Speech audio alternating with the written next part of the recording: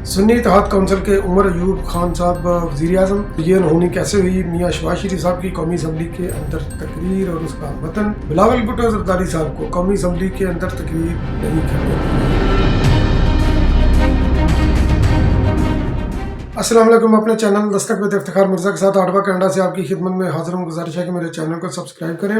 और अपनी कीमती राय से मुस्फिज़ करें। तो जिस तरह के दोस्तों आपके इल्म में है कि कौमी असम्बली का जब या किसी भी असम्बली का जब पहला इजलास होता है तो उसके अंदर तकरीर होती है कायदे हिज़्ब इख्तिलाफ की, कायदे ऐवान की और दीगर जमातों के कायदीन की तकरीर उनकी होती है। ये एक स्टैंडर्ड प्रोसीजर है। तो मगर बिलावल भुट्टो ज़रदारी साहब को असम्बली के पहले सेशन के अंदर जो कि वज़ीर आज़म के इंतखाब के बाद जो हुआ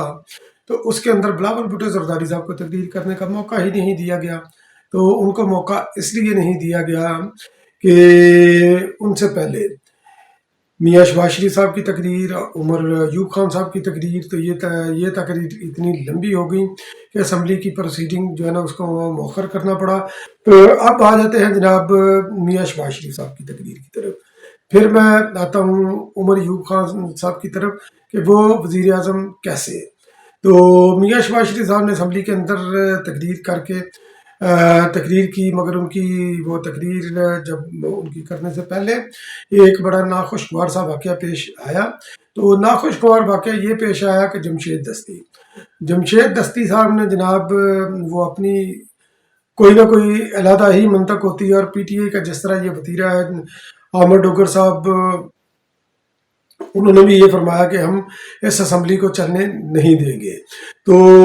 जमशेद दस्ती साहब ने भी जनाब यही किया। उन्होंने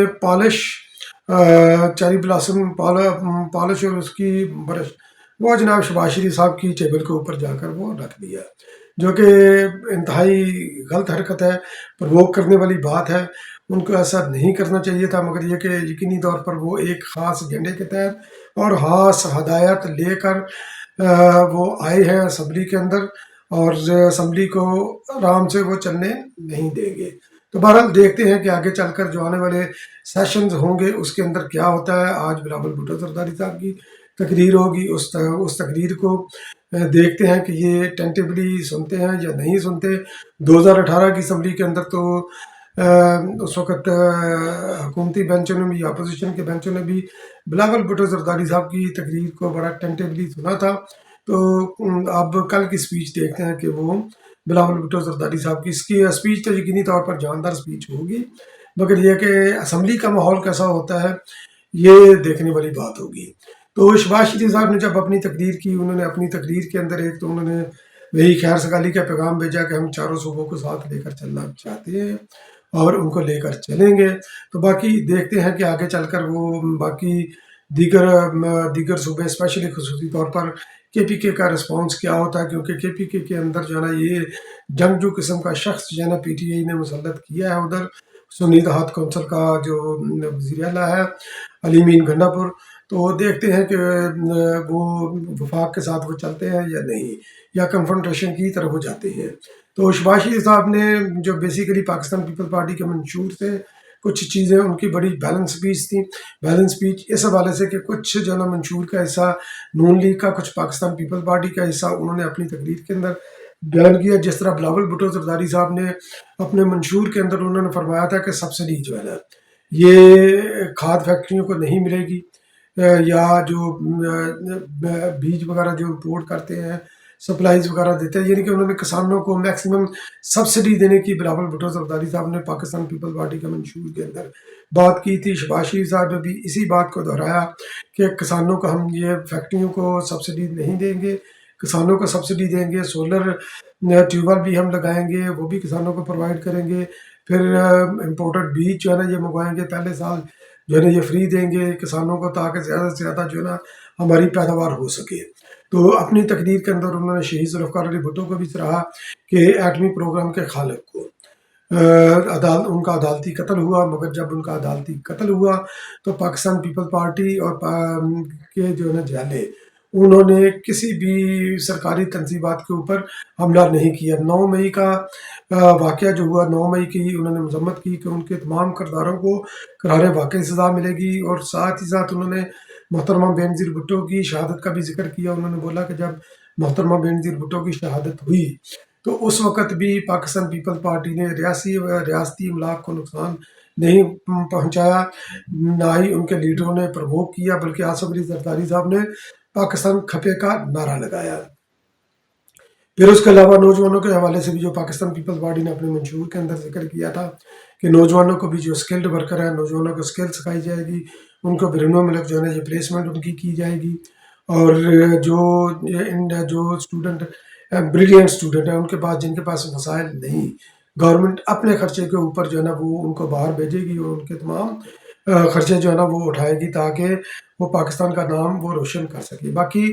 بجلی وغیرہ کے حوالے سے بھی انہوں نے بولا کہ بجلی کی چوری جو ہے نا یہ 1000 ارب ڈالر کی سالانہ جو ہے نا یہ چوری ہوتی ہے۔ اس چوری کی اگر روک تھام نہ کی گئی، یعنی کہ اس کی روک تھام نہ کی گئی تو پاکستان کو جو ہے نا یہ نقصان ہو رہا ہے۔ پی آئی اے کے حوالے سے بھی انہوں نے ذکر کیا کہ پی آئی اے جو ہے نا یہ ایک وقت وہ تھا کہ پی آئی اے ایک نام تھا، مگر اب جو ہے نا یہ پچھلی حکومت کے اندر جو عمران خان نیازی کی حکومت تھی، جو غلام سرور خان صاحب نے جو ایک غیر ذمہ دارانہ اسٹیٹمنٹ دی تھی کہ پی آئی اے کے پائلٹ جو ہے نا وہ جعلی ڈگری ہولڈر ہیں، تو اس کی وجہ سے پی آئی اے کو کافی نقصان ہوا۔ تو بجلی کے حوالے سے بھی انہوں نے جو ذکر کیا، انہوں نے یہ ذکر کیا تھوڑی سی وہ جہاں پر ڈنڈی مار کے کہ لوڈ شیڈنگ میاں نواز شریف صاحب نے ختم کی تھی، حالانکہ اس وقت جو ہے نا وہ لوڈ شیڈنگ جو ہے نا یہ مینج کی ہوئی تھی پنجاب کے اندر، یہ میاں صاحب نے ہی مینج کی تھی اس کو۔ تو پاکستان پیپل پارٹی کے جاری کردہ پروجیکٹ کی وجہ سے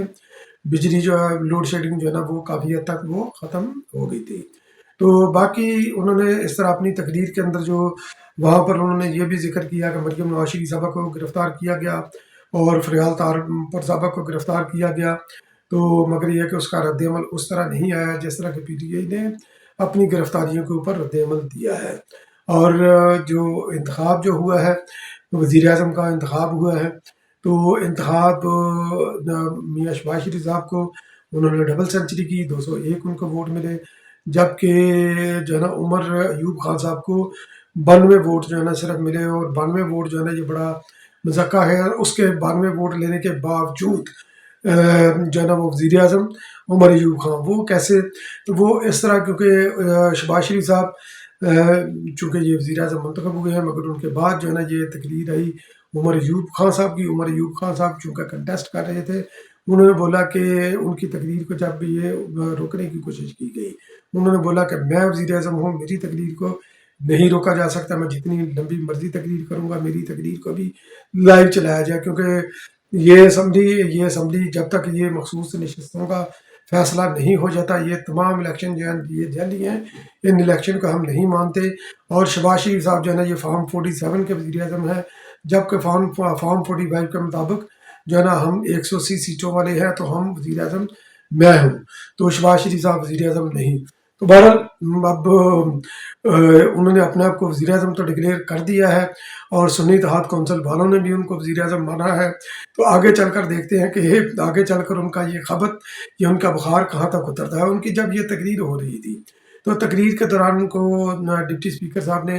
غلام مصطفیٰ شاہ صاحب نے، انہوں نے روکا کہ جناب دوسروں نے بھی تقریر کرنی ہے، آپ اپنی تقریر کو مختصر کریں، بلکہ ایک وقت ایسا آ گیا کہ نماز کا وقفہ بھی، نماز کو انہوں نے بولا کہ ہم نے نماز کے وقفے کی طرف بھی جانا ہے، آپ اپنی تقریر کو کائنڈلی مختصر کریں۔ انہوں نے بولا عمر ایوب خان صاحب نے، انہوں نے بولا کہ ہم بھی نمازی ہیں 5 وقت کے، تو جس نے نماز پڑھنی ہوگی وہ جا کر نماز پڑھ دے گا، تو آپ میری تقریر کو نہ روکیں، کیونکہ ان کا اس کا سیدھا ترجمہ یہی دیا جا سکتا ہے کہ نماز سے افضل وہ سمجھتے ہیں کہ ان کی تقریر ہے۔ تو عمران خان نیازی صاحب کے حوالے سے بھی انہوں نے جو ہے نا یہ بڑی جو ہے نا وہ غلط بیانی اس کے اندر کی کہ عمران خان نیازی صاحب کو 4 گولیاں لگی اور خون سے وہ لت پت تھے، خون سے لت پت، وزیر آباد کا واقعہ، تو خون سے لت پت ہونے کے باوجود وہ جو ہے عوام کے درمیان تھے۔ تو بھائی ان کو جو ڈاکٹر عامر سلطان غالباً ان کا نام ہے، تو جو شوکت خانم کے جو سی ای او ہیں، تو انہوں نے بولا کہ عمران خان نیازی کو تو گولیاں لگی ہی نہیں، ان کو تو صرف جو ہے نا یہ ایک میٹل کے جو ہے نا پارٹیکلز کچھ لگے تھے، کچھ ذرے لگے تھے، تو اس کی وجہ سے انہوں نے اتنا ڈرامہ رچایا۔ تو آپ پتہ نہیں تاریخ اپنے حساب سے کیوں لکھتے ہیں۔ تو بہرحال یہ جو اسمبلی کا یہ کل کا سیشن تھا، یہ بھی مچھلی منڈی بنا رہا، اور ایون کا قومی ترانے کے دوران بھی انہوں نے جو ہے نا یہ نعرے وغیرہ بھی لگاتے رہے، پی ٹی اے کے پرچم جو ہے نا وہ لہراتے رہے۔ پھر اس کے علاوہ عمران خان نیازی صاحب کی تقریر، جو عمران خان نیازی صاحب کی تصاویر وہ جو ہے نا وہ لہراتے رہے، ان کو روکنے کی کوشش کی کہ قومی ترانے کا احترام کرے، مگر وہ نہیں رکے۔ تو بہرحال جس طرح کا ان کا یہ فلو ہے، جس طرح انہوں نے یہ اسمبلی کے پہلے سیشن کے اندر جو ہے نا انہوں نے یہ حرکت کی ہے، تو لگتا یہی ہے کہ پی ٹی اے جو ہے نا یہ یا سنی اتحاد کونسل تو یہ ایوان کو سموتھلی چلنے نہیں دے گی۔ تو آنے والے وقت میں دیکھتے ہیں کہ وہ کچھ اپنے آپ کو بیہیو کرتے ہیں کہ نہیں۔ اسد کیسر نے تھوڑا سا رول پلے کیا حال جو نا جو سیشن کو سموتھ چلانے کے لیے، مگر یہ کہ ان کی کون سنتا ہے۔ بہرحال دیکھتے ہیں حلف کے بعد کیا ہوتا ہے، اور یہ قومی اسمبلی کا اجلاس جو باقی دن چلتا ہے اس کے اندر جو ہے نا یہ مچھلی منڈی بنتا ہے، یا یہ باشعور بن کر یہ اپنا رول مثبت طریقے سے یہ پلے کرتے ہیں یا نہیں۔ بہت بہت شکریہ میرا بھی بات کرنے کا۔